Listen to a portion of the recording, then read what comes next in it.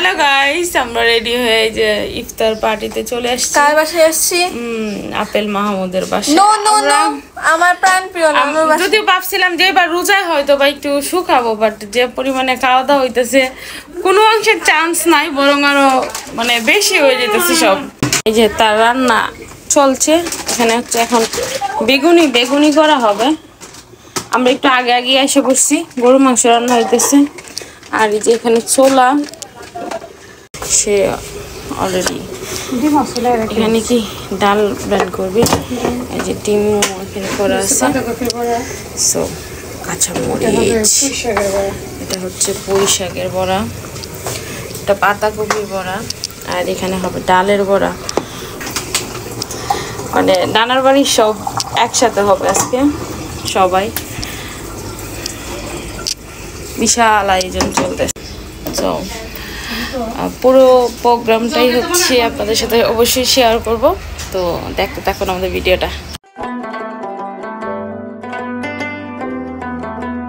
So hello everyone, আসসালামু আলাইকুম। আশা করছি সবাই অনেক অনেক ভালো আছেন। আলহামদুলিল্লাহ আমরাও ভালো আছি। আজকে আমরা চলে আসছি সেজু মামার বাসা, আর এখানে হচ্ছে সবাই মিলে একসাথে ইফতার করা হবে। মেজু মামা ফ্যামিলি সহ সবাই আসবে, ছোটো মামা আসবে, কালার আসবে।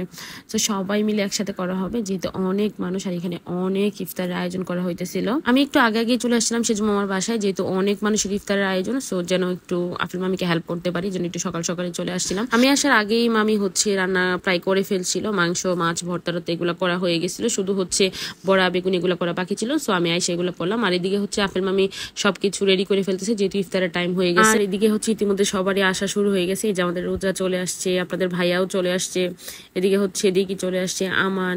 সো সব আরো বাকি যারা আছে তাদের জন্য অপেক্ষা করতেছিলাম, সবাই চলে আসতেছিল যেহেতু ইফতারের টাইম হয়ে যাচ্ছে। এদিকে সেজু মামা অফিস থেকে চলে আসছে, এসে আমাদেরকে হেল্প করতেছিল সবকিছুতে, কি কি লাগবে না লাগবে সবকিছু নিয়ে বের করে দিচ্ছিল। আর আপেল মামি ছিল সবকিছু গুছানোর দায়িত্বে। আর এখন হচ্ছে শরবত বানাইতেছে। আমার সবকিছু ভাজাপুরা হয়ে গেছে, এখন শুধু ডিমের চপটা বাকি ছিল। আমি তাড়াহুড়া করি ডিমের চপটা করতেছিলাম, যেহেতু অনেকগুলা ছিল, ভাজতে ভাজতে লেট হয়ে যেতেছে। আর এদিকে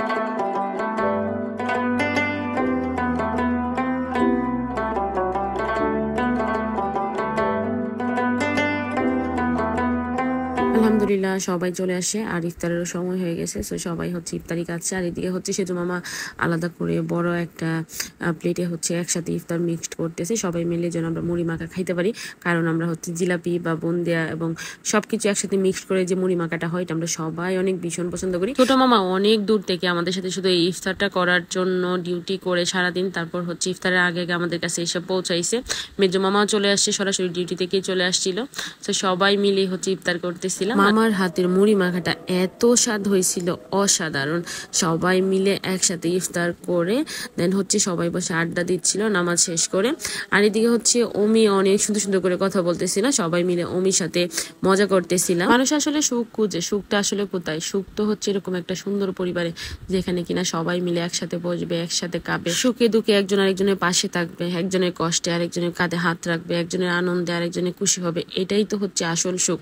আমরা শুধু শুধু টাকার পিছনে দৌড়াই, টাকাটা তো শুধু হচ্ছে আমাদের দৈনন্দিন জীবনের চাহিদাগুলো মেটানোর জন্য, কিন্তু প্রকৃত সুখ যদি পেতে চাও তাহলে তো এরকম একটা পরিবারের দরকার এবং সবার কাছে যাওয়া দরকার। কিছু মানুষ টাকার পিছনে দৌড়াইতে দৌড়াইতে তাদের আপন মানুষের মূল্যটাই তাদের কাছে তুচ্ছ হয়ে গেছে। আমাদের জীবনে যেমন চাহিদাগুলো মেটানোর জন্য টাকার দরকার, ঠিক তেমনি আমাদেরকে ভালো এবং সুস্থ সুন্দর জীবন কাটানোর জন্য এরকম ভালো একটা পরিবারের দরকার এবং পরিবারের মানুষদের কাছে যাওয়া দরকার। যাই হোক, সবশেষে সবাই মিলে একসাথে খাওয়া দাওয়া করলাম।